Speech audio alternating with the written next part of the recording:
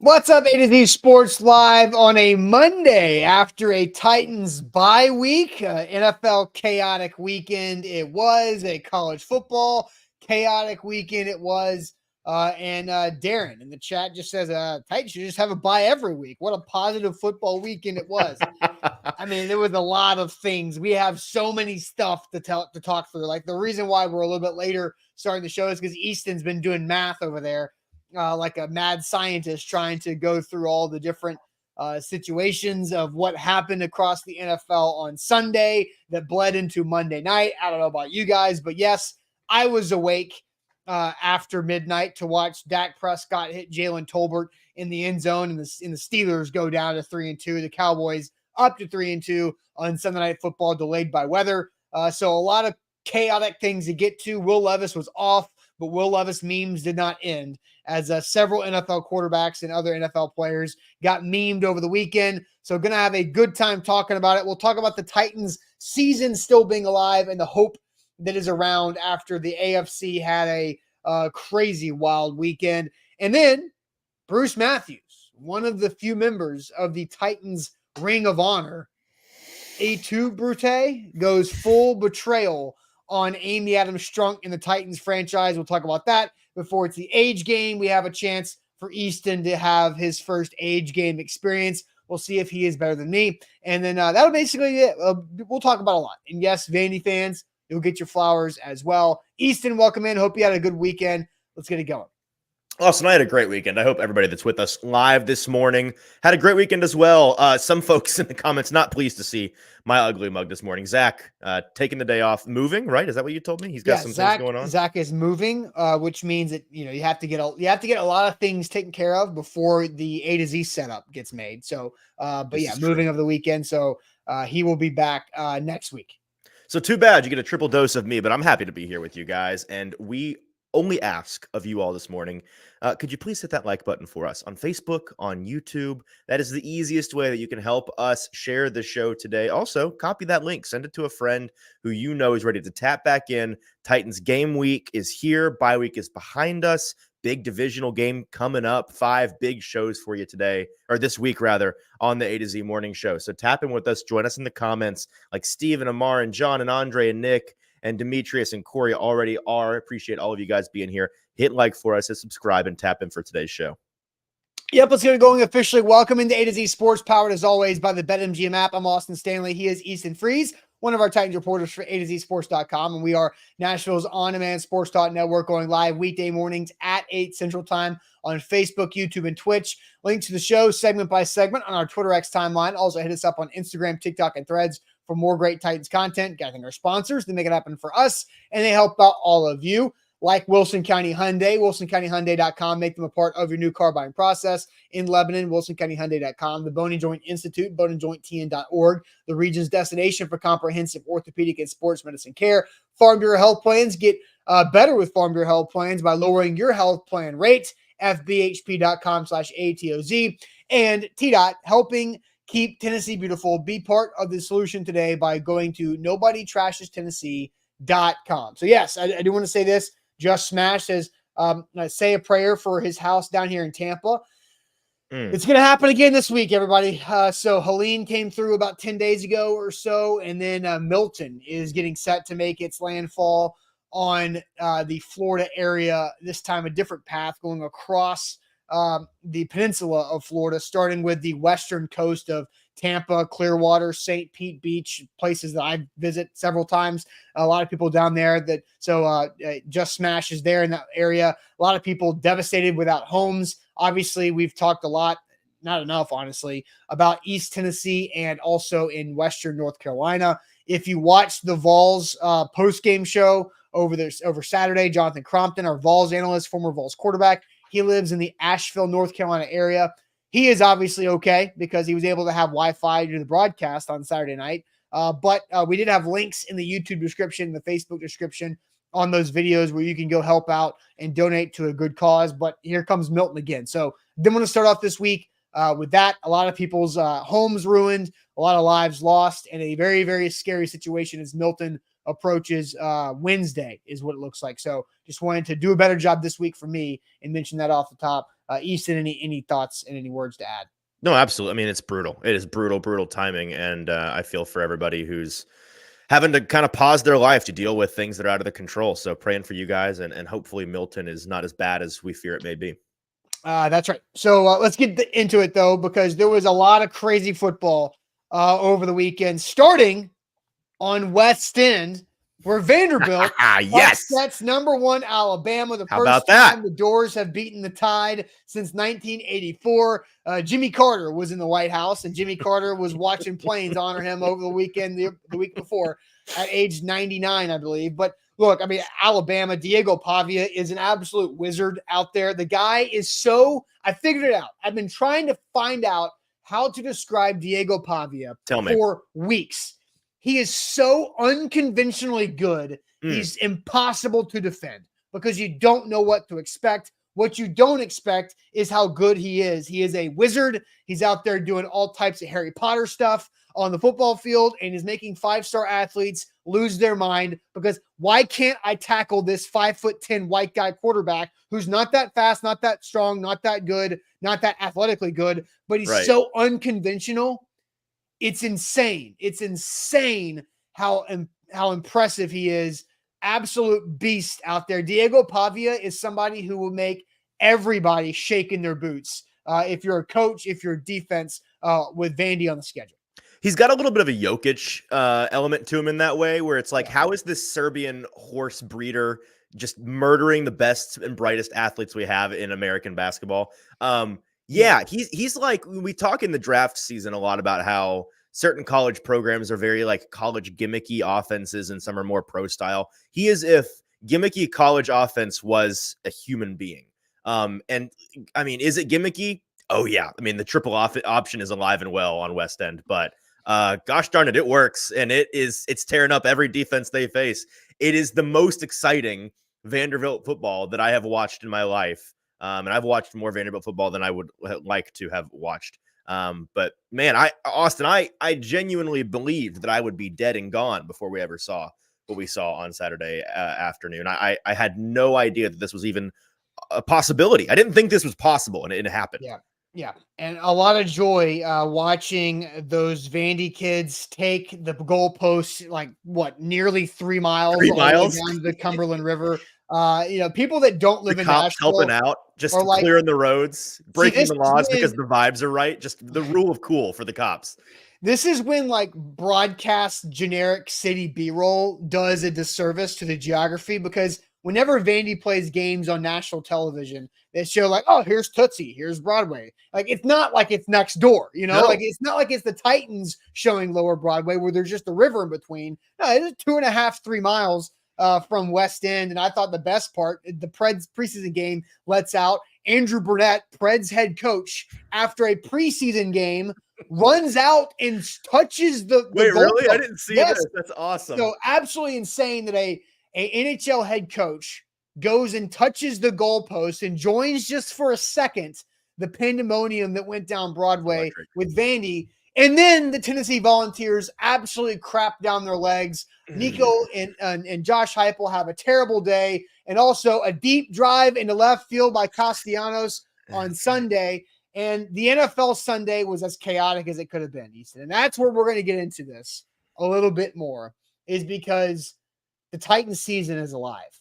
Because if you look at all the crazy stuff that happened over the weekend, you see Will Levis memes everywhere. Rich Eyes in top left. Giants just took the lead in Seattle, while Rams just picked 6 Jordan Love to go up in LA. I'll just take another step further. There were 4 games in the late afternoon window. All 4 of them had a defensive or a special teams touchdown, a blocked field goal run back, 2 100-yard returns by the defense, an interception and a fumble. And then also Jordan Love's Carson Wentzian, it was more impressive than Will Levis, but it was actually forced by 2 former Vols as Jalen McCullough got a pick 6 there on Jordan Love going full horizontal. And then Aaron Rodgers looks like he just died in the bottom right, getting folded in half in London. And whatever attempt that is on a tackle by the Colts as the Jags ran away from the Colts, and the Colts fall Full and effort. lose a game there too. Pretty wild NFL weekend. Easton, I know you've got notes. I know you've got math. Take us through everything of the chaos that was the NFL weekend on Sunday, while the Titans were sitting at home doing nothing, having no part of it. Yeah, the football weekend was drunk, and I'm sure I missed something because there was just too much for me to, off the top of my head, pick up. But this is most of it. So here's all the things that happened this weekend. One NFL weekend, right? So we started on Thursday night. The Bucs, they fumbled inside of 2 minutes, giving the Falcons hope. And then they helped the Falcons spike the ball in time by getting up off of the pile super fast, like they were playing for the Falcons. Weird situation. Falcons get to overtime and they win. Then Jordan Love goes full Will Levis in the back of the end zone. We saw that interception, pick six. Before that, in London, Aaron Rodgers went full Will Levis, throwing the ball right to an edge who dropped into coverage. The exact same thing we saw Will Levis do on Monday night last week. Then last night, Dak Prescott, he became the first quarterback in NFL history to throw an interception in 2 different days in the same game because that game was so weather delayed. Then Derrick Henry, he became the 13th player in NFL history to reach the 100 touchdown club and the 10,000 rushing yards club, the 5th fastest player to ever do so. The Bengals, they got to overtime, got a turnover in overtime, then ran the ball 3 times when Joe Burrow is on their team and was having a phenomenal day passing the ball. They settled for a 53-yard field goal attempt. The hold is muffed. Then Derrick Henry takes it 50 yards downfield and sets up an easy game-winning field goal for the Baltimore Ravens, sending the Bengals to a dismal 1-4. The Cardinals came back and shocked the 49ers at home in Santa Clara. Big win for them in the division. The Giants allowed a 101-yard fumble return touchdown on the goal line, but then at the end of the game had a ball don't lie moment, blocked a field goal, returned that for a game-winning touchdown against the Seahawks, another big upset. 8 minutes after that 101-yard fumble return touchdown happened in the Giants game, Patrick Surtain of the Broncos returned a 100-yard interception from the end zone. Oh, not to mention on Saturday, like you said, Vandy beat Bama and Arkansas beat Tennessee. That also happened. Oh, let's also go into this because the college football stuff was as drunk, if not drunker, than the NFL. Yeah, it was. There were in the whole football weekend. Nothing was of the top 20 teams in college football. 5 of the top 11 teams lost, all on the road. Miami escaped Cal on Sunday morning. Speaking about games happening on 2 different days, that Miami Cal game went until 2:30 Eastern time on Saturday night. And guess who was up watching it all? Me. And guess who did not expect Miami to come back from down 25 points or 22 points? They did. They came back and won that game to avoid a 6th top 11 team to go down on Saturday over the weekend. The Vols lose, Bama loses. Then you have teams 8, 9, 10, 11 all lose, with Michigan, Missouri. No, I guess 8 didn't lose. That was Miami. But Michigan, Missouri, USC, and who else am I forgetting? Somebody else got stomped too. But it was a brutal stretch for college football overall. And a lot of teams were on bye there too. A lot of top 20 teams were on bye, 7 of them on bye week, that all got to jump up in the rankings. So just a crazy week of football the first weekend of October. And then I have 2 more drunk NFL things that I saved for last because they are AFC South related here. Maybe that's where we want to go with our conversation this morning. In the Bills-Texans game, everybody saw that Josh Allen clearly got concussed at the end of the game. They gave him some smelling salts on the sideline. Don't know if you saw that. Just said, get back in there, pal. He goes back in, and he and the Bills, and I don't really know whose fault this is, but somebody did something fireable at the end of that game, backed up in their own end zone. The Bills throw the ball 3 times when they should be burning clock, completely forget what the score is or how clock management works, gives the Texans back the ball in field goal range, and Kaimi Fairbairn, like the good field goal kicker he is, wins the game. So that was crazy on a couple of different accounts. And then in the Jags-Colts game, the back and forth nature of that game culminated in the end with the Jaguars having a 14-point lead with 5 minutes and 9 seconds left in the fourth quarter. They promptly surrender a 3-play, 70-yard touchdown drive in 42 seconds, and then a 2-play, 77-yard touchdown drive in 45 seconds, allowing the Colts right back in. Ultimately, the Jaguars win by a field goal and turn the embarrassment back on the Colts, who have not won in Jacksonville since 2014, now a 10-year, decade-long, maybe most embarrassing streak in the NFL. Yeah, all that Good to weekend. ask, Good all weekend to that to ball. say, the Titans season's alive, guys. Sure is. This is the American Football Conference, where the Chiefs play tonight, and there's still more chaos that could be had in Arrowhead as the Saints and the Chiefs play tonight. Then you've got the Texans at 4-1, and a bunch of teams sitting there with 3 or 2 wins, and the Titans off on a bye. There's a bunch of teams with 1 win in the AFC alone right there. And the Titans on the bye have a chance to beat the Colts right ahead of them, to then even up that tally a little bit. So let's ask this question, Easton, because I feel like the Titans got a big time win over the bye with all this crazy stuff happening.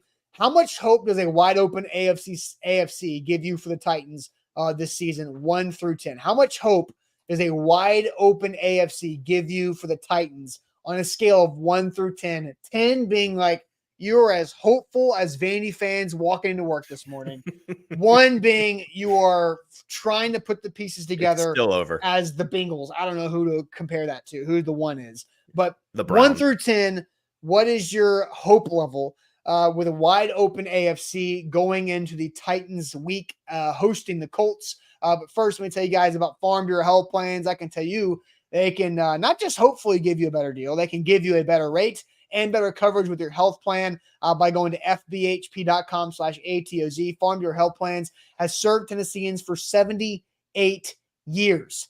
So much has changed across the state in that time, but what stayed solid and actually gotten even better over time is Farm Bureau Health Plan's ability to find the right plan for you, regardless of your situation, whether you're young, 26-ish, or independent contractor, single, and you need some good health coverage, they've got you there too. If you've got a young growing family or an empty nested family, whatever that is, Farm Bureau Health Plans can help you out, help you save money and get better coverage. Zach Bingham did it.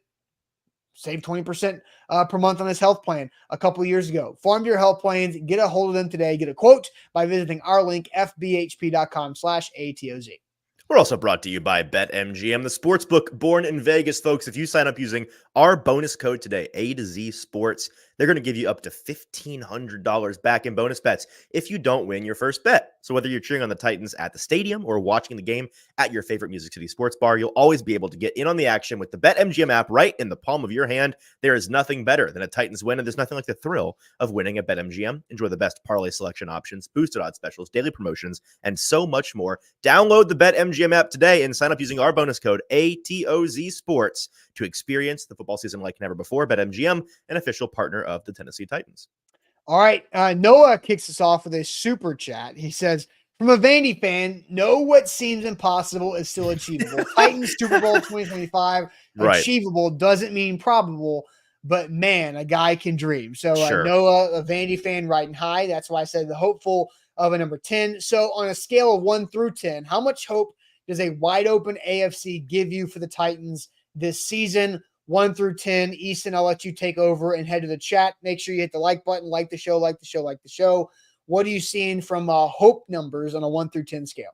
Unsurprisingly, not super high. Seeing a lot of 4s here from Guy and Lane. Stephen King says a 4.2. Scott, a 4. Steven, a 4. Ashley, a little bit more optimistic with her 6. Andre and Ed and NM Titan all sitting at a 0 still. Absolutely Not even, no faith. that's outside of the 1 through 10 scale. Right, not what we asked, but fair enough. Duran Yeah. says a 4. Anthony Cook says a 5.5, slightly above average. Jason a 6.6. Eric says pi, so 3.14 for Eric, a 2 for Curtis, also pi for Nat. It's not Pi Day, so I don't know what the pi references are.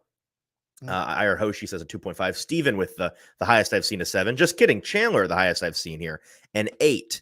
So most folks in the comments sitting right below 5, sitting in that 3, 4, 4.5 range. Let's add another qualifier to the question, because we've talked enough about the objective of the season is to find out about Will Levis. But I think hope, when we're talking about hope at 1-3 coming off a bye where you've got the Colts coming in, my hope for the Tennessee Titans is that they can get through October and November. I want to see relevant, meaningful football, meaningful post-Thanksgiving football. And Absolutely. So if I am answering the question on how hopeful am I after a weekend like this, that the Titans can still be playing meaningful, relevant football after Thanksgiving, I'm going to go 6. Okay. I'm with you. I'm slightly above 5 as well. I think Okay. 5.5, 6 is where I'm at. So I'm at a 6. And again, I've stayed consistent with this, that I think, and I said 1-3 before the bye doesn't kill you. Right. Because we knew the first 4 games of the season were going to be dreadful, because it was like, oh my gosh, the Bears, Caleb Williams, they got all, looking now, they've got all these things. The Jets, Aaron Rodgers, they're gonna be playoff contenders. Look how good the Packers are with Jordan Love. And then you've got the Dolphins and Tua and the track team that plays in Miami. Well, those 4 opponents were completely different, but the results of 1-3 is what they are. Right. But the fact that the Titans had winnable games and they should have won these games, and we've gone over that enough as well. I think the Titans are okay, because you've got the Colts, and I've been consistent with this. That's a must-win game and a very winnable game. The Bills, I mean, Josh Allen just went 9 for 30 passing on the day, and I don't know, should be in concussion protocol, but wasn't. And he's coming up in 14 days or whatever, 13 days from now. The Lions have been very good. That's a problem. The Patriots, there's a fight going on in the locker room, apparently. A mutiny is what it was called last week by a Patriots reporter. How about this? Quick timeout. Did you hear about this story, Easton? I heard that there were weird things happening. I did not dig into it. So basically, like, we all know Jim Wyatt, right? I'm not trying to throw Jim Wyatt on the bus. He's celebrating after a Vandy win too. But like, Jim Wyatt is the Titans reporter. Right. Let's just pretend that Jim Wyatt went on the Titans podcast and said that there was a mutiny in the locker room. Right. That is basically what happened in New England. Okay. Tell me more. A team employee who hosts a podcast, like if Mike Keith or Amy Wells or Jim Wyatt went on a podcast on the OTP. Yes. A team produced podcast, a team employee said there's a mutiny in the locker room in New England. Then the team edited it out of that podcast, but too late. The internet. So put out the original version and then they took it off. Shadow edited it. Yes. Okay. So then Jabril Peppers was also arrested Saturday morning, which is an issue that's not good. So look, there is some stuff happening in New England. That was kind of my side note. So look, is that person fired? Like, I can't imagine they're very pleased with that person. No, not as of Friday. No. Okay. But all right. the next 5 games, it's not crazy to think you can win 3 of those. Sure. And what does that do? That extends you into that third row. Now those third row is harder than it used to look. Yes, a couple of those teams are a lot better. So again, I think I'm at a 6 in a hope level that the Titans can be playing meaningful, relevant football post Thanksgiving. Yeah, I'm right there with you. I'm at a 6 as well. It's consistent with what you and I and Sam talked about on my first ever appearance here on the A to Z Morning Show before the season. That this team may very well prove to be a good football team, but that may not come until November and December. They may have a couple of really, really rough months to start the year. So them starting 1-3, the nature in which they accomplished that, not something that I anticipated, but ultimately getting to 1-3, like you were saying, not shocking that was the result of their first month. And I think what's most hope-inducing about the situation they find themselves in through week 5 is, like you mentioned, and I think we have the graphic for it, how the AFC is wide open and how starting 1-3, not super shocking, but being 1-3 and still being right in the thick of the playoff race, that is a good thing. And that's a positive development. It's not, if you go over to the NFC, it doesn't look like this today, where 2 wins get you the 7th playoff spot, where, everybody, 10 of the 16 teams in the conference have 2 or fewer wins. It is wide open. I don't think anybody in the AFC, even the lowly Jaguars, are out of the playoff race because everybody is within the that playoff bubble, and it's anybody's game right now, which I think should be exciting for everybody. And that's what I love about the NFL. The parity that's going on here is top tier. Every week we're seeing insanity occur, like we mentioned at the top of the show. It's an exciting time.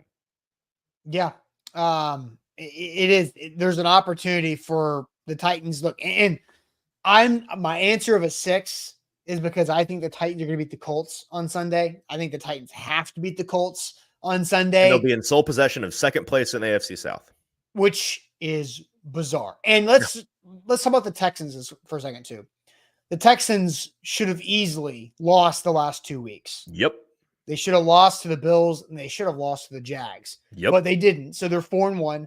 And there's something about the AFC South the last 2 years before this one, having a team jump out to a significant lead in the standings before falling off a cliff and missing the playoffs altogether. Titans did it. Then the Jaguars did it. The Jags did it last year. Here the Texans come. They're like 3 years ago, the Colts did it with Matt Ryan. That's right. I didn't think about that. With Carson Wentz, rather. With Carson Wentz. Yeah. The AFC South leaders like the yodeler going up the Price is Right mountain right before they fall off at the very end. And so the Texans are not, I'm not calling them paper tigers because they're very talented, but they are gettable. Like they are not a perfect team by any means. They're not I don't think they're even a very good team by any means. They're 4-1, which is great. And just on cue, you are what your record says you are in M Titan. Like, sure you are, but like, I think early in the season, there's a little bit of variance in that. Yeah, I think that's the dumbest thing we say in football. Personally, you are what your record says you are is a it's a way to pacify actually thinking. Because if you actually watch the games, like we don't have to get into that conversation today, but like to your point, they should have lost their last 2 games. I do a little bit because like you are judged on what your record is, and that's what will define you when push comes to shove, right? And that's what the saying should be, is that you are judged by the record you have. But it doesn't mean your record doesn't mean anything about the game you're about to play. I think that is where like there's variance within this. Well, and when you get to the postseason, no one cares about your record. You're liable to win 13 games like the Vikings a couple years ago and get embarrassed by the Daniel Jones Giants. Turns out the Vikings weren't what their record was that year, were they? Like that's not how it works. Yeah. And in like, in New Mexico, Titan comes back. It's like, we knew there would be growing pains also. Like, yeah, I agree. Like we all knew there would be growing pains, but I think the benefit of the Titans schedule when it came out was the fact that you had all of these AFC and AFC South games later on in the season and an early bye for an opportunity to reset. Mm-hmm. And we can go back to May when we had our schedule reaction show. And I know for a fact I said I liked the early bye because it allowed for Brian Callahan, a first-time head coach with a new staff and a lot of new pieces, to, hey, early reset. Like if that bye was 3 to 4 weeks later, there's a lot of stuff you're having to work through and fix on the fly. An early bye week allows you to, hey, okay, let's reset, let's flush it, and let's start new. And I think the Titans are set up to have a good opportunity to take advantage of how their schedule is set up. Austin, as an agnostic evaluator of the NFL as a whole, just as an enjoyer of NFL football, I find the Texans so far this year really disappointing. I've been quite disappointed with what they've been as compared to what I believe they could have been coming into the year. Watching all of their games back, either in live time or watching them back during the week, to be clear, I am not disappointed in CJ Stroud. CJ Stroud is playing very, very well. I wouldn't say it's been a dramatic year 2 leap, but that's because his year 1 floor that he established for himself was so high that he's taken like a baby step up. And that's, elite top 5 quarterbacking, in my opinion, just in terms of the things that he's doing back there. And guys, he's bailing them out because the rest of the team is the disappointing part. I believe they lead the league in average distance to go on third down. Heading into this week, their average third down was 3rd and 10.2, meaning that they were on average losing yards on first and second down before third down. CJ Stroud had to bail them out with his arm, which he has done successfully. But that's not the way to live in the NFL, especially when you've got a supporting cast that we all thought heading in was talented enough to be one of the best in the league. I think that, I think the play calling and coordinating situation over there in Houston is tenuous at best. I am not a huge fan of who they have in charge of that offense. I think CJ Stroud is making the most out of what is a subpar situation. They could be making things easier on him. and they are benefiting from having a really, really, really talented young quarterback. He looks like a stud. He is a stud. But the rest of that team, man, they've left a lot to be desired for me, and I think that's a good thing for the rest of the AFC South. And maybe in a backwards kind of way, the Titans were excited at the beginning of the year. Oh, we don't have to, we can wait until we have it all figured out at the end of the year to face the Texans twice in week 15 and 18 or whatever it is. That may prove to be a little bit of a disappointment because by then the Texans may have it figured out and they may be a rolling juggernaut. I think facing them now might actually be advantageous, but we'll see. We'll see. Yeah, I mean, the fact that it wasn't early, I think is a big deal on that. There was a comment I want to get to. Demetrius kind of goes what you were saying. Outside of Stroud and Nico Collins, who will miss some time due to injury, it looks like the Texans are average at best. I think their defensive front has the ability to wreck quarterbacks. This is true. At times. So, look, there's several, 5, I think, comments that I favorited that I wanted to get to here in a second and to really expand on with some of this conversation, because we ask everybody with a chaotic, wide open AFC, how much hope does it give you for the Titans on a 1 through 10 scale? My answer was a 6. You were right around there too, right? I'll do 6 as well. Yep. You do 6. Okay. So we're both right there at 6. So some of your comments here I want to get to, but first, the Bone and Joint Institute. That's where you should turn whenever an injury pops up in life. That happens. Just like in football, injuries do happen in life. And the older you get, the more often why does my hip hurt? Why does my back hurt? Why does my knee hurt? Probably because all the different things that you're doing and imbalances with your muscles and what you're doing with your life and how you're sitting and how you're working. All these things affect your health, and the Bone and Joint Institute can help you identify what's going on and fix it. That's happened with me, knee tendonitis and a little foot plantar fasciitis as well. In the last couple of years, they've helped me overcome that and educate me to have home physical therapy. So I don't have to continue to spend my money and time going to actually in the office at the Bone and Joint Institute, which is phenomenal because it works when you do go there too. So boneandjointtn.org. They are the region's destination for comprehensive orthopedic and sports medicine care. Check them out whenever you get hurt in life. That's where you should turn across the Middle Tennessee area, boneandjointtn.org.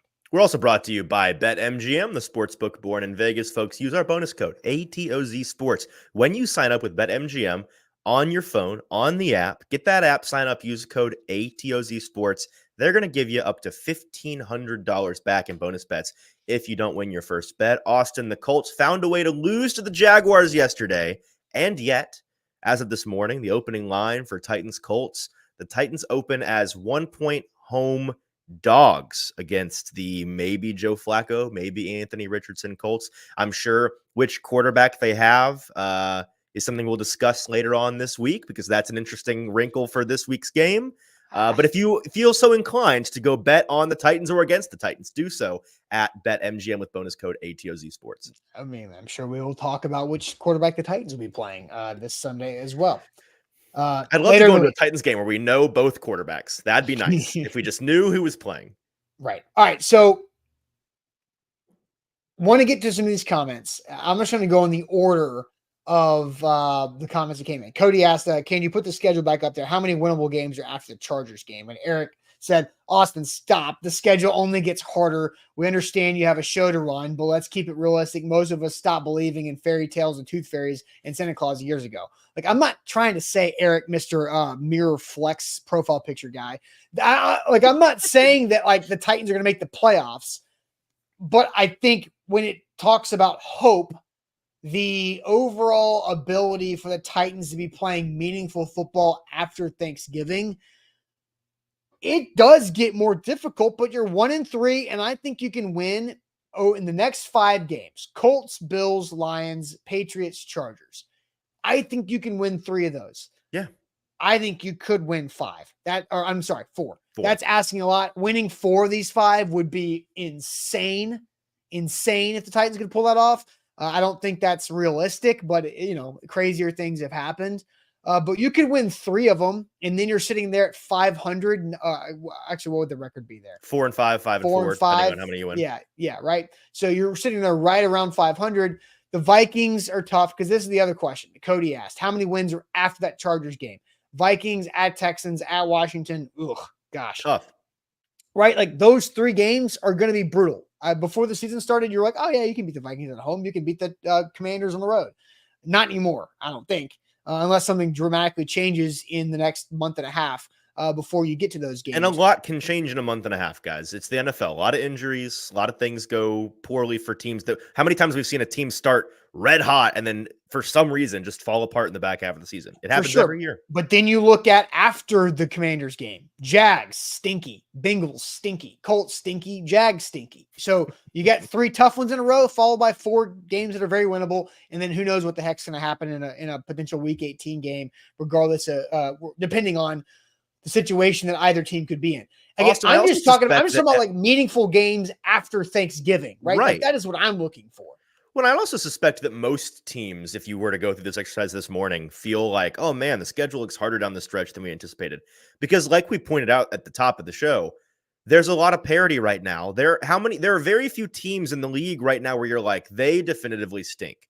Everybody feels frisky because record-wise, everybody's won some games and everybody's lost some games. So all of those games that we all look at the beginning of the year and we're like, oh, the Commanders, they'll be 1-8 by the time we play them. Like those things have changed. Everyone has won and everyone has lost. And so we still at this point don't quite know what some of these teams are, I think.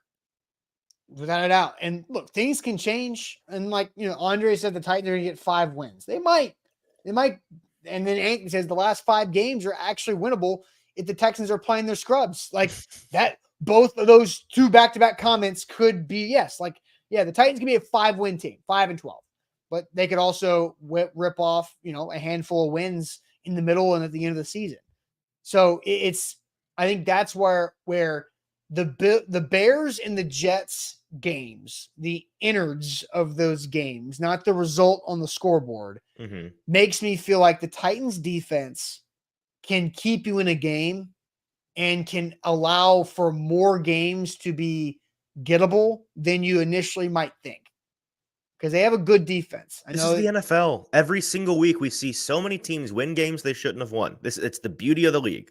Like, do you think every year the Steelers and their fans in August are like, yeah, we're going to win 8 or 9 or 10 games this year? No, they're going to be like, they're saying the same thing folks in the comments are saying. How many winnable games are there really on this schedule? And then every year they win 8 or 9 or 10 games because they win some games you didn't think they were supposed to win.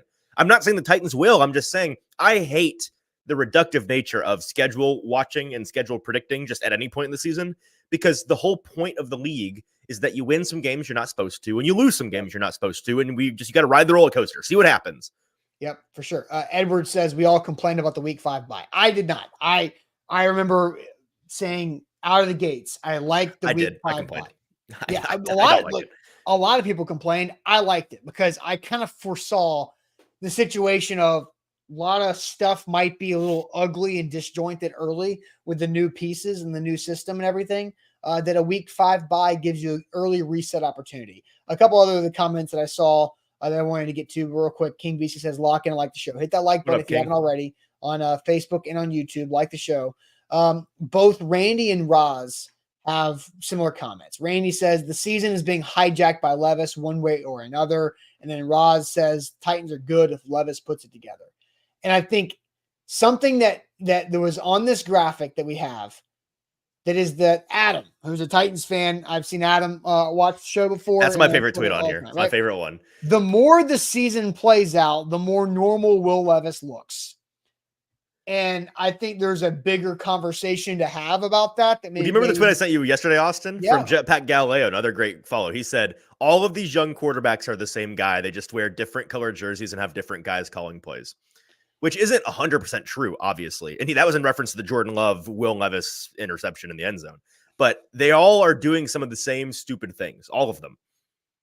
They are. And Top Tier says, stop turning the ball over. They can win games. The weapons and the defense are good enough. I agree. And then you have Trevor says, stop with the if Levis puts it together. Of course we're good if he gets good. He isn't good. And so there's 2 camps, right?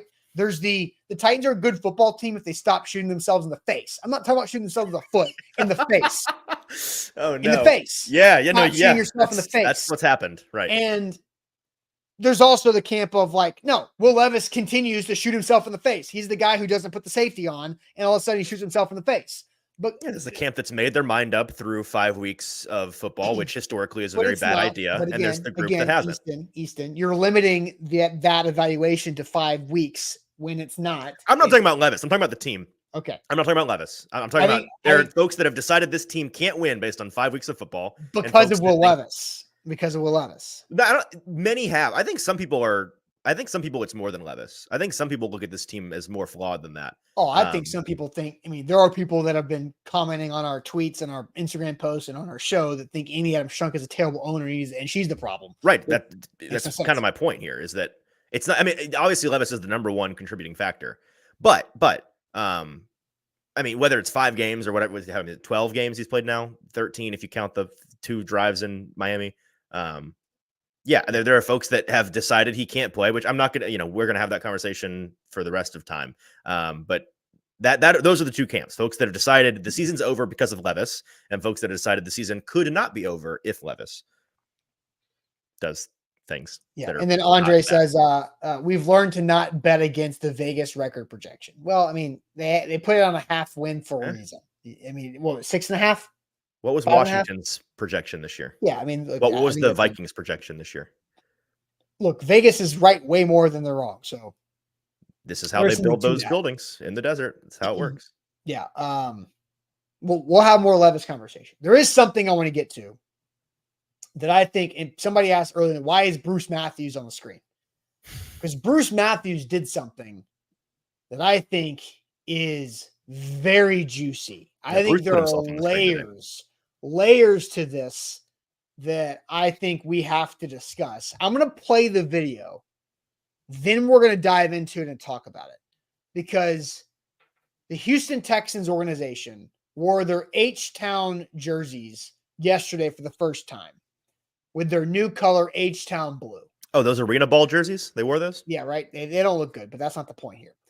They got Hall of Famer for the Tennessee Titans / Tennessee Oilers / Houston Oilers franchise, Bruce Matthews, to narrate the hype video about the H-Town blue color. Everybody has a story. My story began when I played at the Dome, but I'm not here to talk about that. Let me tell you about our color, H-Town's color. H-Town blue has been a part of our DNA since this city was born over a century ago. It means so much that our founders put the color on our city's seal. Our pioneers, first responders, and countless icons who call H-Town home don this color with pride. Now it's our turn. Houston, we heard you. H-Town blue isn't just a color. It's a part of our story, and the next chapter starts now.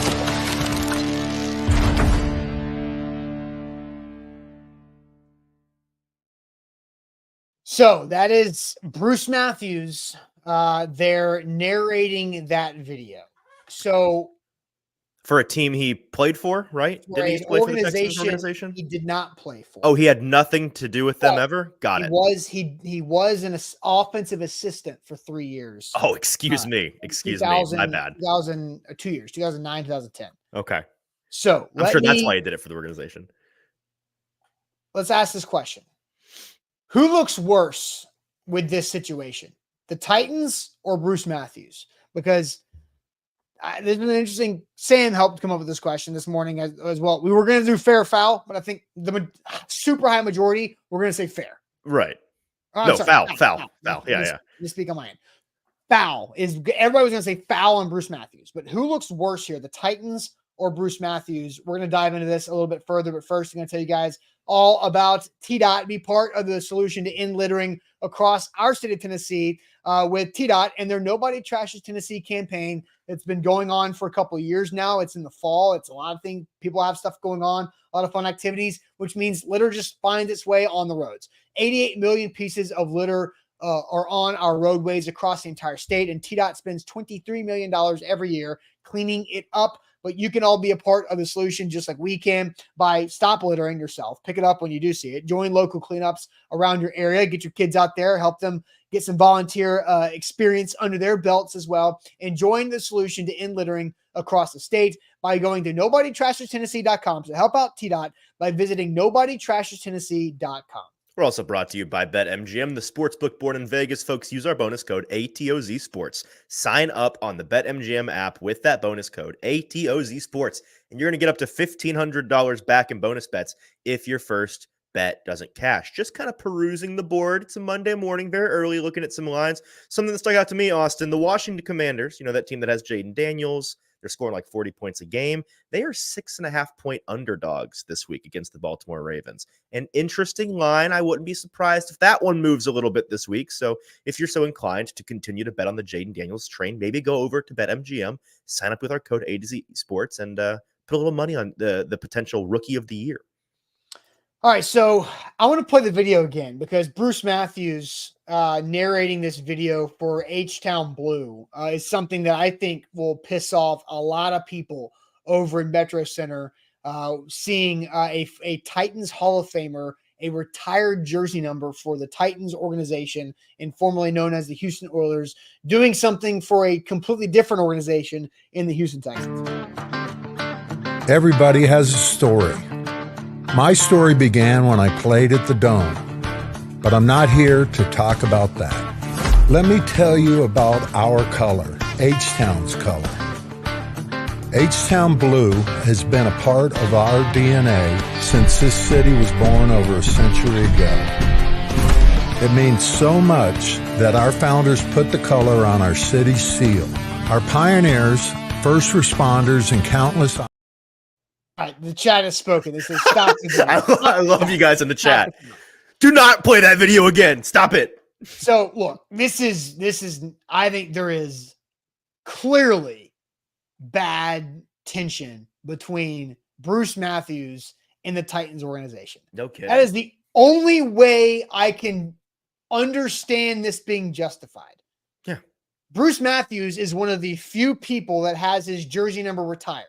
That cannot be worn. 74 has not been able to be worn for a long time. His name is on the stadium inside. I think he's still on one of the banners on the outside of the stadium. He was recently. I don't know if he still is, but at one point in recent memory. This feels like Bruce Matthews is holding a grudge still for what? For Mike Munchak and that coaching staff that he was on being fired. By Bud Adams. Give me a break. No, I'm dead serious. No, I know, but give me a break. Because this is something I think why he did this is because if you go back to 10 plus years ago, before Ken Wisenhunt was fired, Mike Munchak was the head coach. He was basically given an ultimatum: either you get rid of some of your assistants, and Bruce Matthews was included in that, or you're gone. And Mike Munchak said, nope, I'm not doing that. So the Titans fired Mike Munchak and his staff. And Bruce Matthews was a bad offensive line coach. There's no doubt about that. Hall of Fame offensive lineman, bad offensive line coach. But Bruce Matthews was a big part of this city for a long time. He lived in Nashville up until 2009, I believe it was. Maybe he left to go back to Texas a little before then. But because I remember, I grew up in Brentwood. Bruce Matthews lived 2 minutes from where I grew up. Right. And I'm sure you kind of know the area as well. Mm-hmm. Like I know exactly where I could drive by Bruce Matthews' home, where his son Jake, who's a couple years younger than me, who's playing with the Falcons still, and his son Mikey, now known as Mike, is a couple years younger than my brother. So we played the same youth football organization, and Bruce Matthews at that time had a golf cart given to him by the organization Brentwood Blaze so he could get around the fields better because he could barely walk. And then he would go play on Sunday, which is insane. He would literally get a golf cart on Saturday for his kids' games and then go play because he could not walk and go play Sunday. It was unbelievable. Super nice guy. Sure. But this is the wrong move for Bruce Matthews. This is a complete spit in the face at the organization that drafted him and that gave him and allowed him to have helped him have a Hall of Fame career. Ridiculous on Bruce Matthews for doing this video. I get you love Houston. That's fine. But the Texans ain't the Oilers. They're not. It's not the same thing. It's a different family. I've said this for the longest time. The Houston Oilers were a family that had a home. They moved. They left the state. They did some great things in the state and in the city. Great things. And You missed them. but they moved. You don't buy somebody else's house and want their picture frames of their family on the walls. Leave that That's up. weird. Yeah, leave that is up. weird. Like, you miss them, but they are gone. Right. They're gone. So this is dirty, Jared, by Bruce Matthews. So I think there's some weird stuff going on between Bruce Matthews and the Titans organization. Austin, NFL Hall of Famer Johnny Unitas played for the Baltimore Colts, right? Then they picked up and they moved to Indianapolis. Baltimore later got a different team, the Ravens. This would be like Johnny Unitas going and doing a hype video for the Ravens because that's the city he played in, but an organization he has nothing to do with. I'm curious to hear why you thought the question Sam posed was interesting. No disrespect to Sam. I think the answer is super obvious, and people in the chat seemed to think it was super obvious. I'm wondering if you have a justification for it not being super obvious. Do you think the Titans look worse? No, I think that Bruce Matthews looks worse. I think it's a better conversation than asking fair or foul, because I'm with you. It's always going to be foul, right? That's like, fair. I think where I find the interesting aspect of like who looks worse, the Titans or the Oilers or Bruce Matthews, is because Bruce Matthews is the only Hall of Famer. Like I'm not counting Kevin Mawai, guys. But like, is Bruce Matthews the only Hall of Famer to wear the Titans uniform, like that was like a legitimate Titan, like in this organization? You mean like NFL Hall of Fame? Randy Moss, Randy Moss doesn't count, right? Like, no, you're right. He is. In this stadium. Bruce Matthews is the guy. He is the representative of the Titans Hall of Fame, NFL Hall of Famer, right? Never played for the Titans. He never played in Tennessee. He was an Houston Oiler only. I mean, Kevin Mawai? I'm not.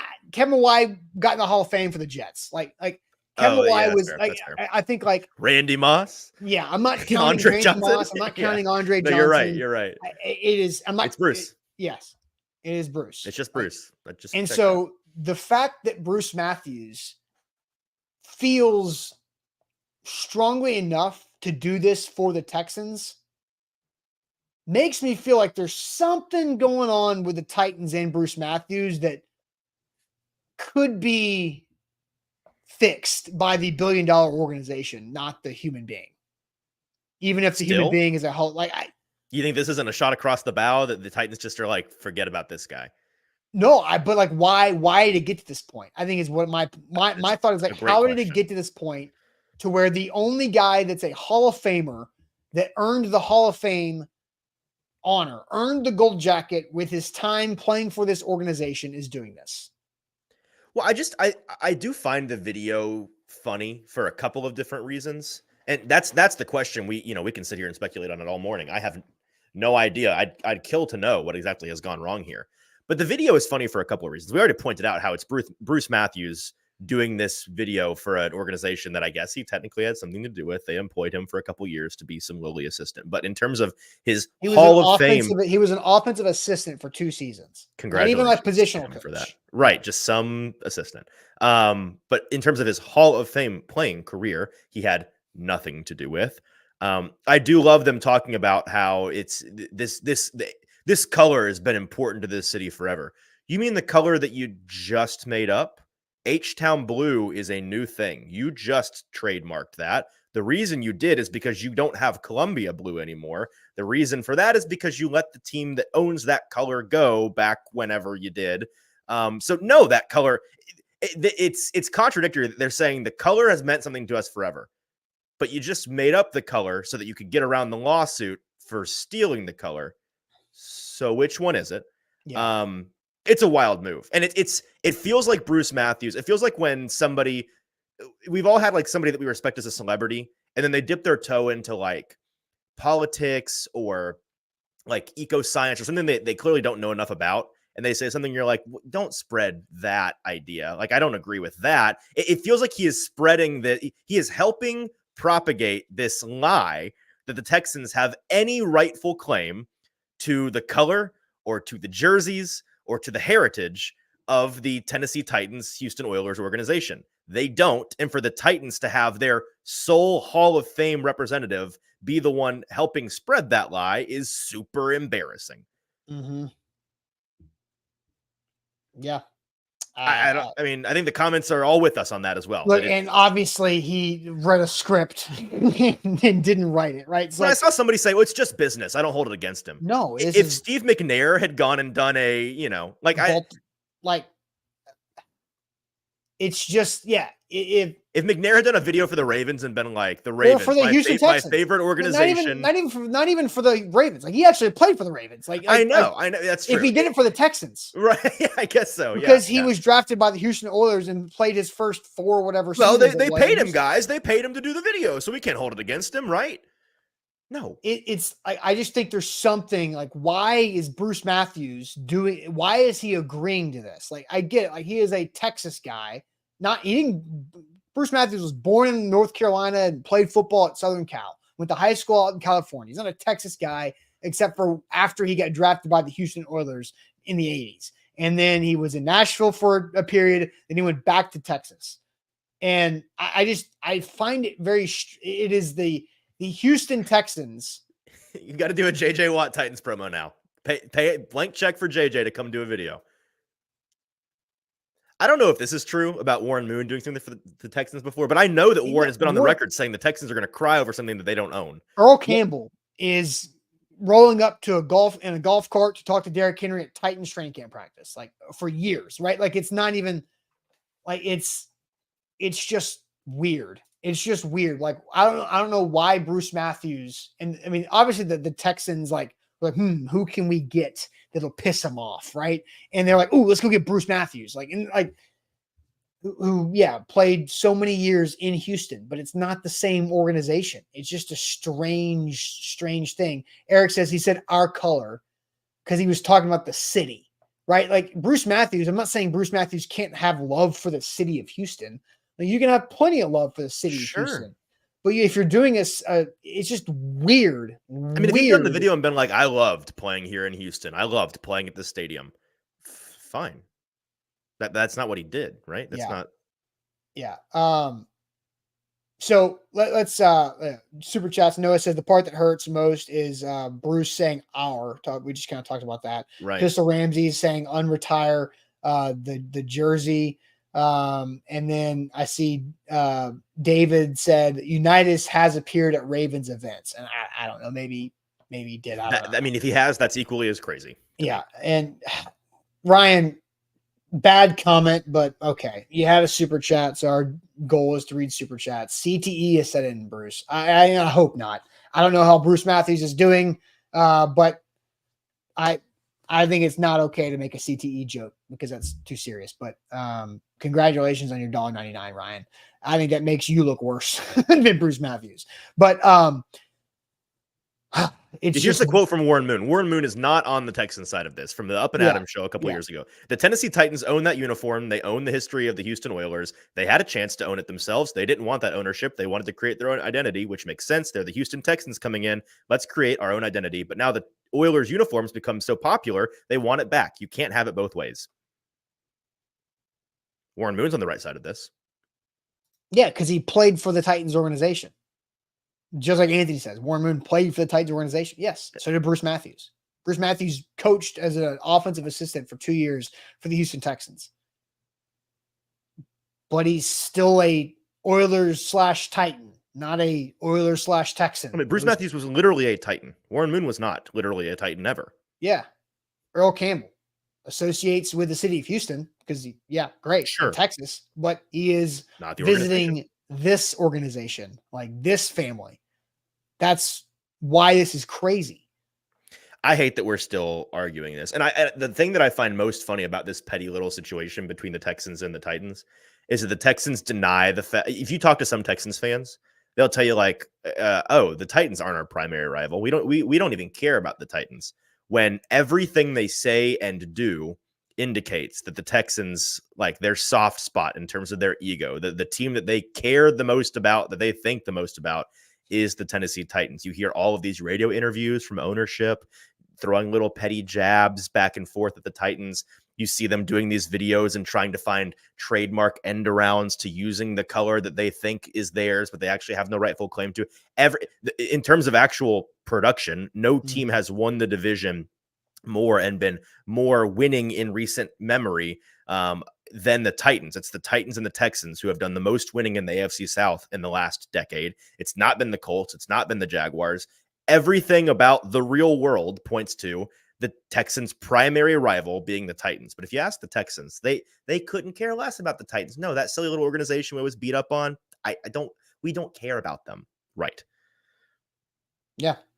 Very strange. It's very, look, I get like little man loving complex. Like I'm okay with like the city of Houston wishing they had a color because the people are still the same. Like if you did not follow the organization to Tennessee because you were frustrated because they left your city, I'm fine with all that stuff. Like that's like being pissed at a franchise for leaving your city. Yeah, you got every right to do that. I think a lot of you guys would be pissed if the Titans left Nashville and went somewhere else, right?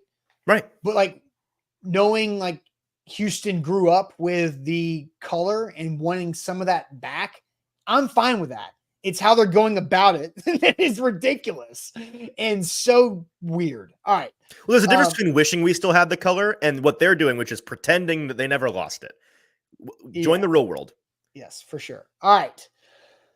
Easton, are you ready for your first age game experience? Sure. What could go wrong? Right. So you have one rule. You have two rules. Don't look it up. What else? Hide the chat, and you cannot Google. Okay, hide the chat. How do I hide the chat? Just click on the Oh, graphics. yep. I'm dumb. Yep. There we go. There you go. All right. While you do that, Wilson County Hyundai is where you should go to find out how much you can save on your new car buying experience. And that is with seeing our friend Payne Bone and his team in Lebanon. Don't pay those downtown Nashville prices. Go save money in that new ride. WilsonCountyHyundai.com. Hyundai, great vehicles. The Hyundai Palisade is sick. It's a 3-row SUV that they've got out a couple of years ago. It really is top of the line. So WilsonCountyHyundai.com. All right, Easton, your first go around at the age game. I am like 0 for life in this age game. So I've heard. It's been over a year, so I'm at least, I haven't done it every week, so I'm at least 0 for like 50 for sure. So we'll see if Easton can. If I can go 1 for 1, I'm going to retire. I'll be done. Yeah, I'm going to be madder than I was Saturday night when Arkansas beat Tennessee. I hope somehow you name someone I just know for some reason, but I doubt there's how the age game goes is it anybody? Are you picking literally any human being on earth? That's what I was going to get to. Okay, sorry. I'm getting ahead of myself. I'm excited. It's okay. It's your first time here. So it's usually there's some type of relevant person related to the conversation that we've had. Okay. We've been talking about the Houston Oilers, the Houston Texans, the Tennessee Titans, and the transition with the Bruce Matthews story. So don't make it Bruce Matthews because I just looked up his age. No, I know that. Okay. I know how old he is. I'm not that dumb. Okay. If Bud Adams was still alive today, how old would he be? Oh, man. That's so good. Bud Adams were still alive today, how old would Bud Adams be? He'd be real old. So this is the chat, bring it in here. You get one guess, Easton. The chat, the first correct guess is the winner. And I will text Zach for the updated graphic. If Bud Adams were alive today, how old would Bud Adams be? I mean, I know he was really old when he died. Like, definitely 80s, maybe 90s. I'm pretty sure. And he died. I mean, how long ago did he die? At least 10 years ago, maybe long. In my lifetime, he died. Maybe. Yes, in your lifetime, he died. That's correct. I'm talking out loud here. So 10 to 15 years ago, if he died when he was like, 85, 90-ish, I'll say today he would be 101. Okay, 101 is your guess, right? Yeah. Yep. All right. Can I look at the chat now? No, you cannot look at the chat. Hands off. You're hands off. All right. I'm going to start at the very beginning. How old would Bud Adams be if he were alive today? Anthony, first guess, 97, incorrect. Jason, 93, incorrect. Alex, 96, incorrect. Jabu, 90, incorrect. Top tier, 94, incorrect. Eric, 84, way too young. Ashley, 109, way too old. Mike Peck, 99, wrong. Titans Kyle, 88, wrong. Lucas, 95, wrong. Jeffrey, 103, wrong. Curtis, 93, wrong. DeMarco, 87, way too young. 89, way too young. Let's see. Jay, 95, wrong. 84, way too young. 87, way too young. IR Hoshi, 102, wrong. Stacks, 88, wrong. Corey, 94. 96 from Jesse, wrong. 92 is Roy, wrong. 195, that has to be a typo, but wrong. 106 wrong. 96, 92, 92 all wrong from you guys. We've got 94 from Brad is wrong. We have our correct answer on YouTube. I hate this place because Brandon. Let's go. Yeah, let's go. 1 for 1. I retire. I'm done. 101 is correct. You know what? Like, honestly, what I'm hanging my hat on here is at some point last season, I think Nick Suss, who is the king of random stats, I think at some point Nick Suss either wrote about in the Tennessean or mentioned to me, hey, Bud Adams would be 100 today if he was still alive. And that was sticking in my head. And I was like, somebody told me that recently. So I think that like a 101, 102. So, hey, put me up there. 100%. Batting 100 on my life. I won't ever play this game again. I probably will because I'll have to, but I don't want to ever play again. So, no, you're not going to play again. Congrats to me. Because the whole thing is that anytime I'm on the, like, let's get some hype in the chat here, guys. Come on. That was impressive. I can't win this damn game. Have you gotten like within one a couple of times? Oh my gosh, I have been so close so many times, but I've never won. Like Curtis says, I'm about to fire Easton. Fire me over the rage fire Easton. I'm going to throw my chair. Oh, let's go. That's awesome. Hey, I like this game. I didn't think I'd like it. I like this game. Good game. I understand why you enjoy playing so much. I don't enjoy playing. Oh, is that right? So isn't there a graphic or something that I get my name? Yeah, there is. But Zach has the graphic template because we have to update this because I want to say Titans Kyle gets another 4. Titans Kyle's won this 4 freaking times. I want to say, Orlando's won it 4 times. And then so Brandon, Orton, and Easton are also like Easton gets to go above Sam's name over there over the trophy of the AZ employees. And Brandon Orton, first time winner. Yep. So that's good. At least we have 2 first time winners. Like that's fine. I'm glad he's just not the third person to win 4 times. Like is it first person from YouTube and first person from Facebook? No, it's just first person. Oh, it's actually one first time winner and then 4th for Titans Kyle. No, Titans Kyle won last week. Oh, gotcha. We just haven't updated. So who won today? Brandon Orton. Hey, Brandon. Great minds think alike, man. Well done. Good game. Good game. Maybe one day, Austin. You know what? We can't all be good at everything. It's all right. Yeah, Nick. I think the fact that you here's the problem. The Titans scored 30 points again before I won the damn age game. It's true. This is my 30 points. The age game is my 30 pointless streak. Well, and how long have you been playing this game? We've only been playing it. We started this like right before last season. Okay. So the Titans, it has been way less than 1,000 days for me. Okay. I have many. Have you played every Monday since then? Have you done it every Monday? I have not done it every Monday because obviously you've done it. Sam's done it before. Jack done it before. So you've probably done it roughly 50 times or 40 times. It's over. We're freaking October, man. It has been 50. Over 50 times. But then there's Memorial Day, there's Labor Day. We don't have Monday shows. There's been some other times I've been off Monday. Some people in the chat saying I looked. I absolutely did not look. I swear to you, I didn't look. I talked my thought process out with you in real time. I mean, we can add this up, right? If you want to, like we can go real quick and add it up because I've got time today to figure out how much I've lost. Okay. So Titans Kyle's at 4, Sam's at 5, Easton makes it 6, John makes it 8, Mark and Ashley's at 10. Then there's 14 with Orlando, 15 Trevor, 16 Billy, 17 LC. Anthony Maller makes it 20, then 24 with Brock and Lucas, 25 with Eric, 26 American Toff, and then Ann and Randy get us to 30. Brad gets us with 31. AJ and Andrew get us to 30. There's more than that. We probably missed some. There's got to be more than that. If you started at the beginning of last season, it has maybe we didn't start it that late. Well, maybe it was less than that. I think at this point you have to lean into the bit. I'm going to be disappointed on the day that you finally get one. If I agree. When I actually win, the game's over. Like We probably should find another game once you eventually win. Jill That is could be correct. 20. That could be 2032. We didn't always have a leaderboard. That is correct. Well, there you go. Okay. And Jack's on the list. Jack got taken off because he's no longer a part of the show, so doesn't count.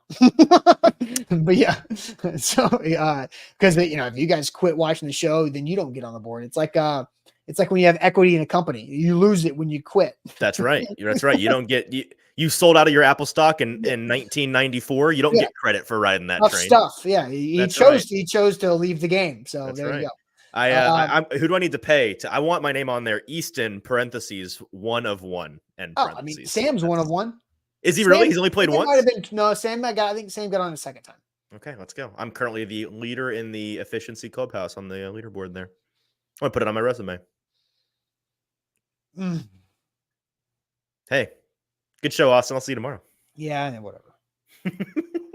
All right, that's it for us. Make sure you like the show. Like the show. If you want to laugh at my misery, just laugh at my misery. Laugh it up. 1-0. 1-0 for Easton. 1-0 freaking 1. Bud Adams did pass away. We're coming up on 11-year anniversary on October 21st. It'll be 11 years since Bud passed away at the age of 90. Now, he had a January birthday, which makes 101 the correct answer.